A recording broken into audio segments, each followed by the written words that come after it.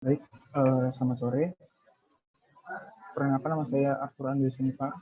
Pada kesempatan kali ini saya akan menjelaskan hasil penelitian kami dalam bentuk poster dengan judul yaitu Tensional and Dilational Job Structure, Control on High Supervision Epithermal Alteration and Mineralization in Tegalombo and Bandar, Pacitan, East Java, Indonesia.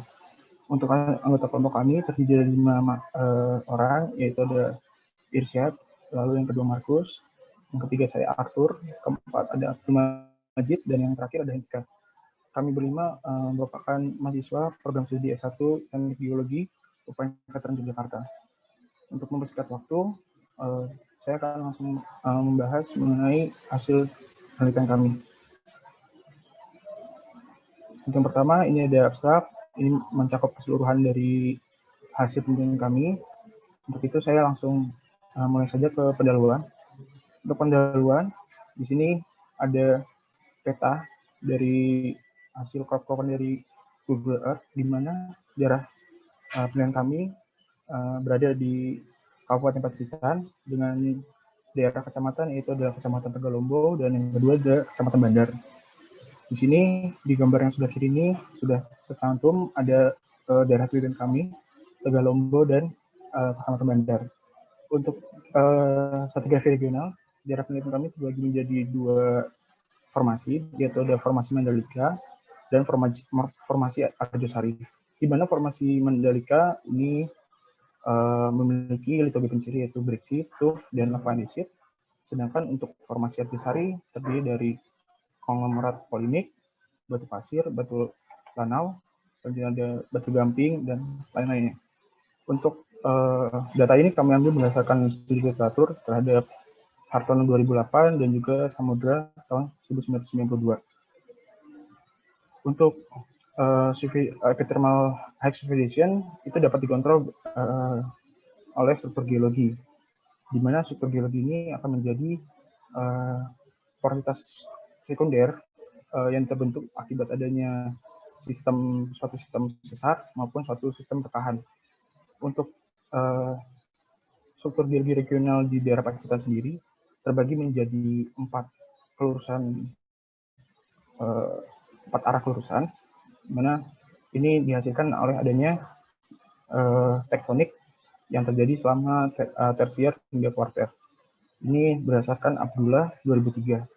Jadi di studi kami ini, kami akan membahas mengenai pengaruh geologi struktur tersebut yang terbentuk di daerah penelitian kami terhadap karakteristik dan persebaran epithermal high supervision, alterasi, dan mineralisasi. Untuk data dan metode yang kami dapatkan dan kami lakukan, untuk data yang kami dapatkan, kami mengambil dari studi literatur terhadap peneliti dahulu, dan kami juga melakukan lapangan atau pemetaan langsung di lapangan untuk mengambil data litologi, data struktur geologi, data alterasi, dan mineralisasi. Selain itu, kami untuk metode laboratoriumnya kami melakukan 4 metode atau 4 analisis, yaitu yang pertama analisis XRD untuk mineral lempung, untuk mengetahui mineral lempungnya pada batuan yang sudah berubah. Selanjutnya untuk analisis XRF, kami untuk melihat unsur mineral biji pada batuan yang berubah. Selanjutnya ada petrografi atau seton tipis, kami untuk melihat atau mendeskripsi litologi berdasarkan seton tipis. Selanjutnya ada yang keempat, yaitu mineralografi untuk melihat mineral logam atau mineral biji pada batuan yang sudah berubah. Lanjut untuk ke hasil dan diskusi. Untuk yang pertama, kami membahas mengenai stratigrafi daerah penelitian, di mana terbagi menjadi 4 satuan tak resmi menurut Sandi Stratigrafi Indonesia, yang kami hubungkan atau kami namakan berdasarkan dominasi litologi dan nama formasi berdasarkan regional. Untuk yang pertama, kami menamakan yaitu Satuan Batu Pasir Vulkanik Mandalika, di mana terdiri dari batu pasir vulkanik, breksi, dan dasit, di mana didominasi oleh batu pasir vulkanik. Selanjutnya, satuan yang kedua, yaitu ada Satuan breksi andesit mandalika yang terdiri dari breksi, andesit, basalt, dasit, tuf, dan batu pasir, di mana breksi dan andesit menjadi dominasi daerah ini. Untuk umur dari satuan ini kami ambil berdasarkan umur yang ada yang umur diambil dari samudra tahun 1992, di mana memiliki umur Oligosen akhir hingga Miocene awal. Selanjutnya untuk yang satuan ketiga, yaitu adalah satuan batu pasir vulkanik Arjusari, di mana terdiri dari satu batu pasir vulkanik, konglomerat tuf, lapilli, dan dasit, di mana batu pasir vulkanik ini memiliki atau menjadi dominasi litologinya. Berdasarkan samudra tahun 1992 juga memiliki umur yaitu Oligosen akhir hingga Miocene awal. Yang satuan keempat, satuan terakhir, yaitu adalah batu gamping petung Sinarang, di mana terdiri dari pekstun, greenstone, dan batu gamping fragmental. Kami untuk umur pada satuan ini kami mengambil berdasarkan analisis paleontologi terhadap foraminifera planktonik, yaitu kami mendapatkan adanya Lepidosiklina dengan umur yaitu Miocene tengah.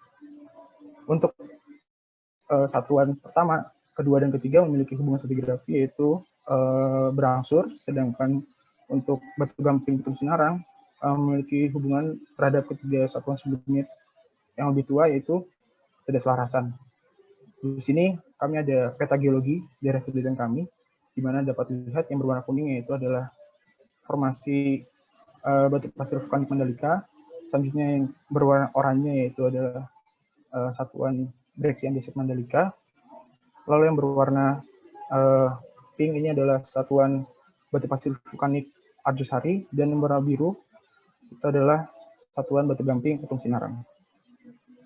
Selanjutnya untuk data struktur geologi, kami mengambil data berupa kekar gerus dan data sesar, di mana dari analisis kekar gerus ini kami dapat mengkelompokkan menjadi 3 kelompok berdasarkan dari arah tegasan yang terjadi, di mana untuk kelompok pertama yaitu memiliki arah tegasan utama 3 derajat north, 334 derajat east. Lalu untuk yang kelompok kedua 1 derajat north, 214 derajat east, dan yang kelompok terakhir 2 derajat north, 352 derajat east. Sedangkan untuk sesar yang kami dapatkan di lapangan, kami mendapatkan ada 11 sesar, di mana nanti sesar ini akan kami kelompokkan menjadi 3 kelompok berdasarkan arah dari kurusan sesar ini. Untuk gambar ketiga dan gambar keempat ini kami menggambarkan atau memperlihatkan arah umum dari kekar gerus pada gambar ketiga, dan untuk arah umum kekar tarik pada gambar keempat. Dimana untuk gambar yang pertama, gambar yang ketiga, yang berwarna merah ini adalah untuk kelompok pertama, kekar gerus kelompok pertama. Selanjutnya yang berwarna biru yaitu adalah kelompok kedua, kekar gerus kelompok kedua. Lalu yang berwarna hijau adalah kelompok kekar gerus kelompok ketiga. Selanjutnya untuk gambar keempat, untuk kekar tariknya, yang berwarna merah ini adalah untuk kekar tarik kelompok pertama, lalu yang berwarna biru kekar tarik kelompok kedua, dan berwarna hijau kekar tarik kelompok ketiga. Di mana di setiap kelompok ini memiliki kekar tarik berupa release join dan extension join. Selanjutnya, di sini ada kelompok atau 3 kelompok sesar yang kami bagi berdasarkan arah keurusan sesar tersebut, di mana untuk gambar paling kiri merupakan kelompok sesar northwest southeast, lalu yang di gambar tengah ini merupakan kelompok sesar northeast southwest, dan yang terakhir northwest southeast. Selanjutnya untuk pembahasan alterasi, kami membagi zonasi alterasi berdasarkan pengamatan lapangan dan analisis. Kami membagi menjadi 5 kelompok, yaitu ada zonasi silisik, terdiri dari quartz, alunite, dan pirit. Selanjutnya ada zonasi advanced argillic yang terbagi menjadi mineral silika, alunite, ceresite, dan kaulinit. Selanjutnya ada zonasi argillic, yaitu ceresite, kaulinit, quartz, dan piropilit. Selanjutnya, yang keempat ada zonasi kopilitik yang terbagi menjadi klorit, kalsit, kaulinit, dan epidot. Dan terakhir, zonasi silika dan klorit terdiri dari mineral silika dan klorit.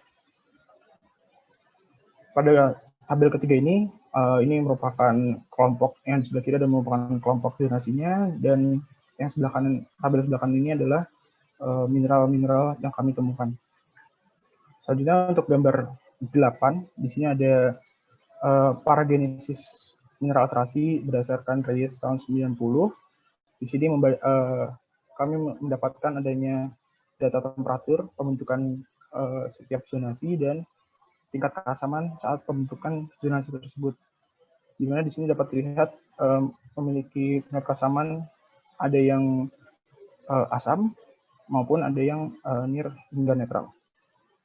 Selanjutnya di sini ada peta alterasi. Pada diagram kami terlihat di sini pada bagian tengah memiliki geometri melingkar atau radial, di mana di tengah terdiri dari zonasi silisik, lalu yang berwarna ungu adalah zonasi advanced argillic, selanjutnya berwarna kuning zonasi argillic, selanjutnya untuk yang berwarna hijau di bagian luarnya itu merupakan zonasi propilitik, dan berwarna hijau gelap ini merupakan zonasi silisik kloret. Untuk pembahasan mineralisasi, untuk gambar yang pertama, gambar nomor 10, ini adalah hasil analisis mineralografi. Pada data kami menemukan, pada gambar sebelah kiri, kami menemukan adanya mineral logam yaitu pirit, galena, dan sphalerite di bagian bawah. Sedangkan untuk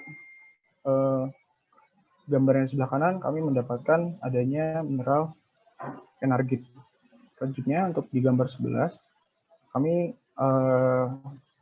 adanya mineral oxide yang kami temukan di lapangan, yaitu terdiri dari mineral gutit, mineral hematit, dan jarosit.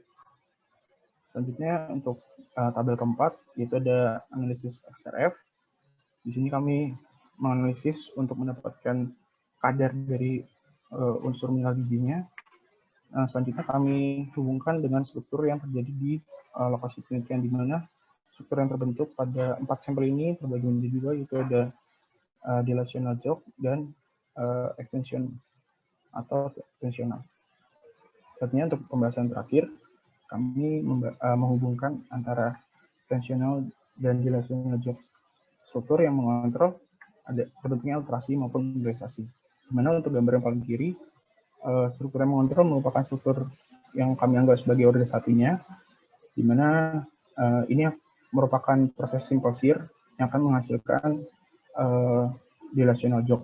Selanjutnya untuk gambar yang kedua, ini akibat adanya hasil dari tegasan utamanya yang menghasilkan adanya tensional.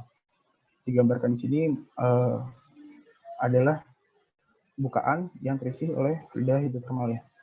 Selanjutnya untuk gambar ketiga, ini hampir mirip seperti gambar yang paling kiri, namun perbedaannya di sini memiliki luasan yang lebih sempit dan berada pada beberapa lokasi saja. Selanjutnya untuk yang terakhir, dapat terlihat juga alterasi dan mineralisasi pada perpotongan struktur jarak penelitian. Untuk kesimpulan yang kami ambil, di sini ada 4 kesimpulan. Untuk kesimpulan pertama, struktur geologi yang mempengaruhi dari penelitian kami itu terbagi menjadi 3, yaitu ada dilational jog, selanjutnya ada tensional fracture, dan intersection dari struktur tersebut atau perpotongan dari struktur tersebut. Di mana ketiga tipe ini dipengaruhi oleh adanya 3 tegasan, yaitu north 149 derajat east, lalu yang kedua north 352 derajat east, dan yang terakhir north 214 derajat east. Untuk kesimpulan yang kedua, struktur geologi yang terbentuk pada daerah penelitian kami bagi menjadi 3 kelompok, di mana untuk kelompok pertama memiliki 7 sesar yang memiliki arah northwest southeast. Lalu yang kedua, kelompok kedua terdiri dari 3 sesar yang memiliki arah northeast southwest, dan yang terakhir 1 sesar dengan arah northwest southeast. Selanjutnya yang ketiga, untuk zonasi alterasi dermawan berbentuk dibagi menjadi 5 zonasi, yaitu untuk pertama zonasi silisik, yang kedua zonasi etresagilik, yang ketiga zonasi argilik, keempat zonasi papilitik, dan yang terakhir zonasi silika dan klorid.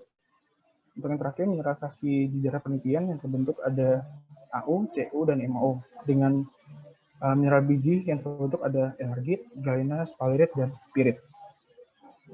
Selanjutnya untuk daftar pustaka yang kami gunakan berdasarkan studi literatur peneliti terdahulu, ikut ada beberapa yang kami ambil.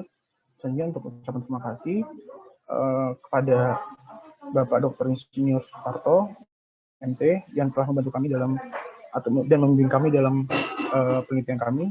Selanjutnya juga untuk Abdul Majid, Hendrika, dan Gani yang membantu kami dalam pemetaan di daerah penelitian kami. Mungkin kurang lebihnya seperti itu mengenai hasil penelitian kami di daerah Tegalombo dan Bandar Pacitan, Jawa Timur. Kurang lebihnya mohon maaf jika ada kritik dan pertanyaan yang akan ditanyakan, saya persilahkan. Kurang lebih mohon maaf, terima kasih atas perhatiannya. Selamat sore.